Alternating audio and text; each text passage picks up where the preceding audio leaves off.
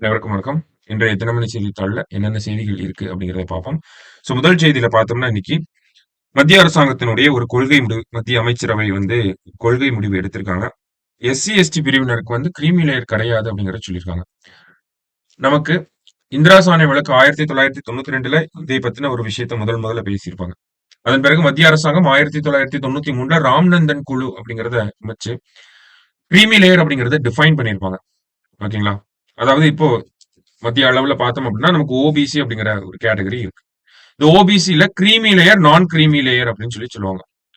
Creamy layer, நான் creamy layer அப்படின்னு சொல்லி 2 பிரிவுகள் இருக்கு. இந்த கிரீமி லேயர் அப்படின்னா என்னன்னா, இப்போ நீங்க ஒரு கேண்டிடேட்டா இருக்கீங்க. உங்களுடைய பேரண்ட்ஸோட ஆனுவல் இன்கம் 8 லட்சத்துக்கு மேல இருந்துச்சு அப்படின்னா, நீங்க என்ன ஆயிருவீங்க அப்படின்னா கிரீமி லேயருக்குள்ள வந்துருவீங்க. அதாவது ஒரு ஓபிசி வகுப்புல இருக்கக்கூடிய ஒரு குடும்பம், அந்த குடும்பம் சமூகத்திலும் பொருளாதாரத்திலும் நல்ல மேம்பட்டு இருக்காங்க அப்படிங்கிறத இந்த கிரீமி லேயர் அப்படிங்கிறது நமக்கு சொல்லுது. ஓகேங்களா?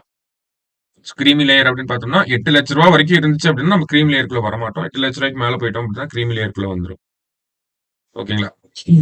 அந்த 8 லட்ச ரூபா அப்படிங்கிறது அந்த இடத்துல லிமிட். ஓகேவா?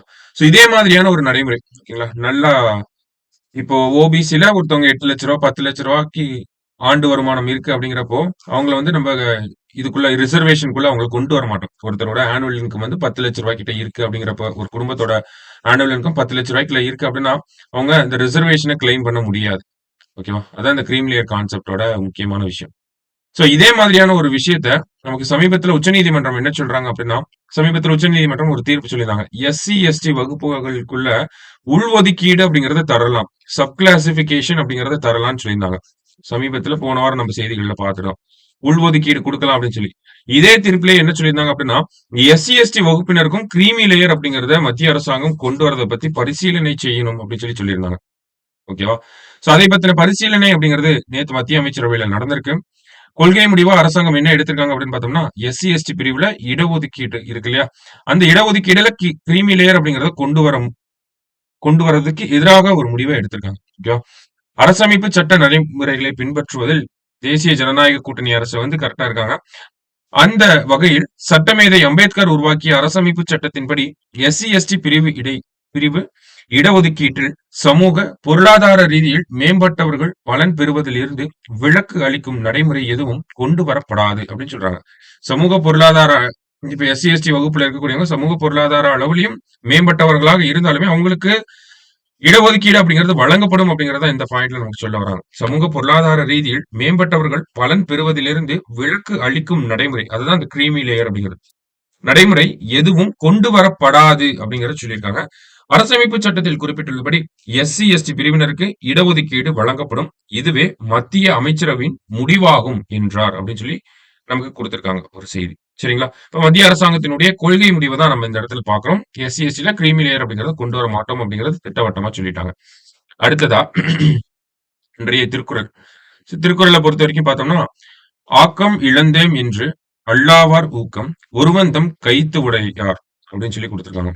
ஊக்கத்தை உறுதியாக தமது கைப்பொருளாக உடையவர் ஆக்கம் இழந்துவிட்ட காலத்திலும் இழந்து விட்டோம், தோற்று விட்டோம் என்று கலங்க மாட்டார். ஓகேங்களா?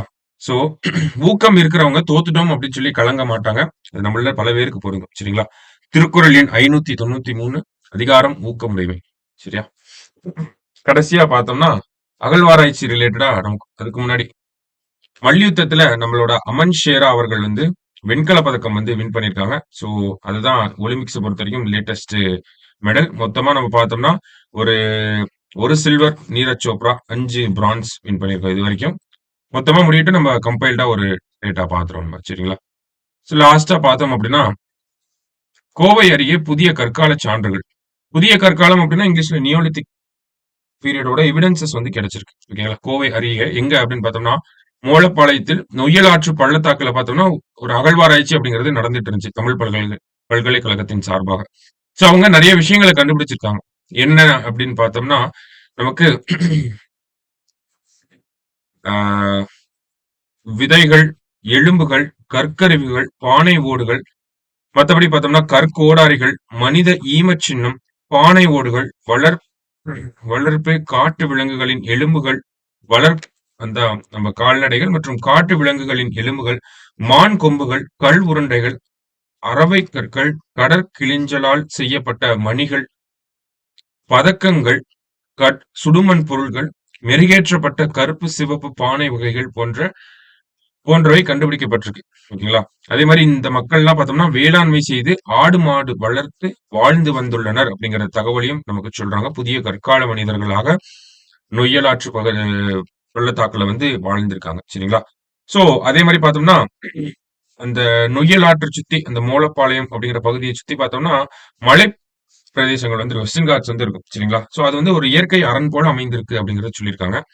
3600 ஆண்டுகளுக்கு முன்பே நொய்யல் ஆற்று பள்ளத்தாக்குல இப்படி ஒரு இனம் இருந்திருக்குது. சரிங்களா? சோ நொய்யல் ஆற்றோட சிறப்பை பத்தி சொல்றாங்க. அதே மாதிரி பார்த்தோம்னா இன்னொரு விஷயம் முக்கியமா கொடுத்திருப்பாங்க. இத்தொல்லியல் இடத்தின் முக்கியமான கண்டுபிடிப்பு இங்கு கிடைத்த கடற்படு பொருள்களான சங்கு மணிகள் ஆகும். ஓகேங்களா? சோ நொய்யல் ஆறுங்கிறது நமக்கு வெஸ்டர்ன் காட்ஸ்ல இருக்கு. அங்கேயும் கடலுக்கும் சம்பந்தமே கிடையாது. ஓகேங்களா? ஆனா அங்க என்ன கிடைச்சிருக்கு அப்படின்னா சங்கு மணிகள் வந்து கிடைச்சிருக்கு.